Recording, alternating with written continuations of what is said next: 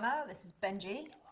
And if you've bought a bike that doesn't come with a dropper, or maybe you're looking at upgrading one, we're going to give you some advice as to how you should go about buying a dropper, because you should buy a dropper. Yeah. They're like one of the greatest upgrades you can put. So let's talk about the compatibility issues that one might encounter when purchasing a dropper. Benji, what's the first thing you need to decide on your shopping list?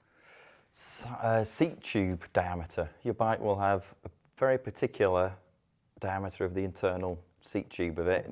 Smallest will be like 27.2. Most common on mountain bikes these days are going to be 30.9 or 31.6. So whatever that is, check it out, because if you don't get the right one, it won't fit. It either won't fit in at all, dunk, or it'll fit and wobble around. So not so good. Okay. And then the other thing is how much drop to get. And I would go for as much drop as possible. Okay. So I could just stand over that bike, work out how much space there is between my bum and the top of there, and measure it, and that'll give me what I need, does it? 2 measurements. There's that one. That's how much it drops, which would all be very nice if we could all run 200mm drop posts on our bikes, but not very many of us can because of this bit here that has to accommodate that. That has to go somewhere when it's dropped, and it goes in there. And that's going to be longer than 200mm, and not that many bikes have seat tubes that are uninterrupted for that amount of insertion that isn't going to clank onto a bottle boss or a pivot pin and things like that. So you need to find out, some even have a kink or a bend on there, or everything. So you need to find out what the maximum post insertion is on your frame. Right. Well, if you want to be on the safe side, I think you'd probably be all right with 150mm drop. Usually fits most things if you want to take a gamble. Right. But you should check it if you can. And should you always go for the biggest amount of drop possible? Yes. Okay. Why not? Because you don't have to set it there. I mean, a lot of the time I have a 170 or a 180 on my bike, and I probably run it dropped about 120mm for most of the time. Right. Because if I drop it all the way down, I find it quite uncomfortable to ride along like that, even going downhill. I feel like your knees are up here, like a kind of a, what were they called? PG tips monkey on a bike. Do you remember them? Okay. So you don't have to use a drop if it's there. You can just drop this wherever you want. Some people think the binary, like it's fully up or fully down. No, it could be wherever, however, where you want it. It's infinite drop. Yeah. Okay. And then how do we make it go up and down? A lever on your handlebars these days, and vast majority of cable activated, where there's a gear outer cable and a gear inner cable, and it goes, attaches here, and you press the little lever on the handlebars. Is it going to work? Yeah, there we go. It pops. And then to compress it, you sit on it, it won't compress. This will be optimistic, this. So when you press it down, go on, you push. There we go. There we go. That's a work stand test. And there you go. Goes up and down like that, and it stays there. Now I noticed that this one, the cable is on the outside of the frame, isn't it? Yes, this is an older bike, still completely radical. It's like 2014, I think it is. And this is externally routed because it is my son's dropper post that's come off a bike that had a 27.2 seat post and no routing for it. So I kept hold of the post and put it on this new bike, and it does have the fixings to run it outside. You can actually run it internally if you had one like that. But you'll know, that's the other thing to look for, is whether your frame has, they call it stealth sometimes, whether it's routed internally, so it goes in the seat tube and up, in out of sight, or it's an externally routed one. Which now that can be fiddly. Yeah. And there's another bit of fiddle, isn't there, that you've got to attach the remote to the seat post, haven't you? Yeah, so what should we be looking out for? We'll go in, the bit you'll never see again once you've installed it very often is the bit that hides inside your bike, and that, it's good to have the nipple end of the gear cable in that bit, coming all the way through the bike, and then having the strandy end going through the lever up here. It's easier to pull through, and if it does stretch or go baggy or something over time, it's easier to undo the little crimp nut, pull it through and tighten it up. It also means that when you're cutting it all down to size, you get to like build it all up before you snip it, don't you? Whereas the ones that all the gubbins is in here, you've got to do a bit of a guesstimate, haven't you? There is a science to it, but it's like trigonometry. Yes. You don't want to do it unless you really have to. Yeah. Yeah.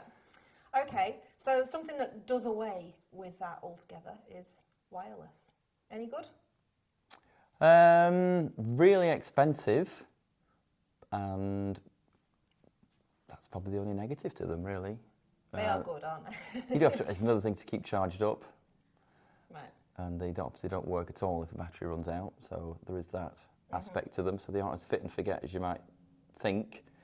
But yeah, they're quite addictive once you use them, but they are a lot of money, aren't they?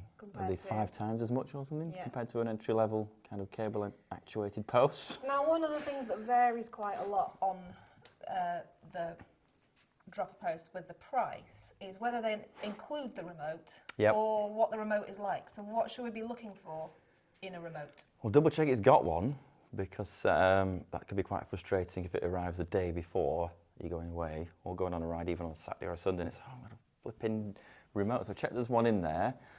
You can get fancy ones, like 60, 70 quid ones. This is a P&W one, loam lever, is it called, or something? Yeah. That's which is especially nice. Lovely, I have to say. And then at the other end of the price scale, I've found just going to the bike shop and getting it's something like either an M-part or a Giant kind of labelled one, and those are perfectly good as well. Right. They're so about 20 quid, I think. They have the nice, like the P&W one, they have a nice flat surface, a flat paddle, don't they? For your thumb. Feels like there's a good bit of sort of buttery engagement, and it's not something that kind of pokes into your thumb pad, or the old school over the top of the bar plunger. Oh yeah, the ones to avoid actually, one to look out for. It'd be nice if it comes with a lever, but don't get the ones that run parallel to the grip, like the old school ones that are like plungers, like vertical plunger ones. Those just get really baggy very quick and aren't very accurate. You can't get much of a feel. Get ones that are mounted horizontally like a gear shifter paddle, definitely. Yeah. Okay, because it does make a big difference, doesn't it, to how you use your dropper? Yeah, ironically, probably the more expensive the post, the more likely it won't have a remote in there, because they assume you've already got one, or you want to take your choice of a few. So it's like the entry-level post probably will have a lever in there. Okay. And then let's do a little bit of troubleshooting, because sometimes things do go a bit wrong. So let's say it's gone a bit squishy. Sometimes you sort of sit on it and it sinks. What can we do then? If you get that's kind of the hydraulically RockShox ones, aren't they? Like the reverbs, they get a bit spongy, or some of the bike yoke ones.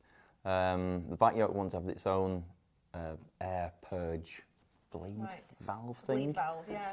And you'll probably know more than I will about getting the other ones. I have a really good YouTube hack video which you should check out.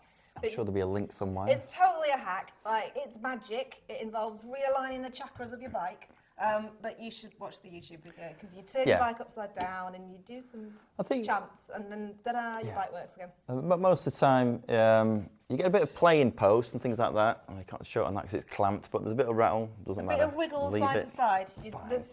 There's kind of not very much you can do about that. No. And then the other thing that can happen is it can feel a bit sticky, like it can be really hard to get it to go down, or it's because of where it is, because of the type of product it is, it just gets left and taken for granted, and it gets all the stuff thrown off the back wheel into it, and it gets pushed in and sucked up and down through that bit. So don't just leave it as it gets worse and worse and notchier and notchier. This collar on top, just undo it. There's no air pressure in here or anything like that. It's just a dirt seal. Vast majority of posts are like that. So just clear out any kind of goop that's in there, grit and things. Make sure it's not running dry, and put some kind of suspension grease in there. So what do they call it? Honey and things like that. What do they call those? Like butter, SRAM butter, slick honey, whatever. So not the same grease as you put on your bottom bracket, though. No, because it'll just be turned into an emulsified kind of sticky mess. Just keep doing that every now and then. Probably only once a year, really, but I know people who've had to buy a whole new post once it's gone a bit notchy. Because they've not done that. Yeah. Don't ignore it.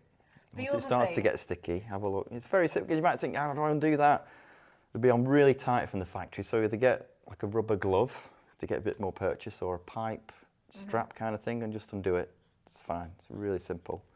And clean and relube. Couple of things to check, though, is that you haven't moved your post into such a way that you've cosseted up the cable. Yeah. You know? Sometimes, especially if you like lend it to a mate and they put the seat all the way down or all the way up. But yeah, that's usually, if that's gone notchy, it's to do with cleaning out the collar. If it's keep creeping down or isn't holding in place, it's because the cabling isn't in right, going through your frame, Sometimes you or can't it's gone push baggy the on the cable thing. as well. You're like, oh, it's not going. Yeah. And that's because you've got it in a tangle too. Yeah. So, and then the other one is tightening your seat post clamp too tight so that you're squashing it, you're strangling it. Yeah. Don't do that either. No. Okay. So, any other maintenance that we need to do apart from putting a bit of buttery stuff in there? No, most posts are kind of cartridge based. So unfortunately, once they've popped or they stop working, you just buy a new cartridge and put that inside it. Okay. Maybe a bit of a bike shop job, that one though. Yeah. Unless you're handy. Yeah, definitely. Yeah. Cool. Okay. So, do you have a favourite dropper post that somebody buying maybe their first dropper post, or just a good one? Where should they go? Yeah, I think in this instance, probably my favourite dropper post is one of the cheapest ones, which is the Brand X Ascend or Ascend XL when you're getting the 170 dropper lengths or above. It comes with a remote, fit and forget really. You re-grease the thing every now and then. It's really well sealed. It's probably 5 grams heavier than one that costs 3 times as much. Right. And yeah. So for most mortals, unless you're a weight weenie, just doesn't really. Regardless of price, that's one of the best ones anyway, I think. Cool. Okay. Recommendation for you there, I think. Right, well, if you don't want to just buy the one that Benji says, or you want to find out why he thinks that one's so good, then there you go. We've told you. All the features that you could be looking for in a dropper post. You do want one. Go get one. Bye. Bye.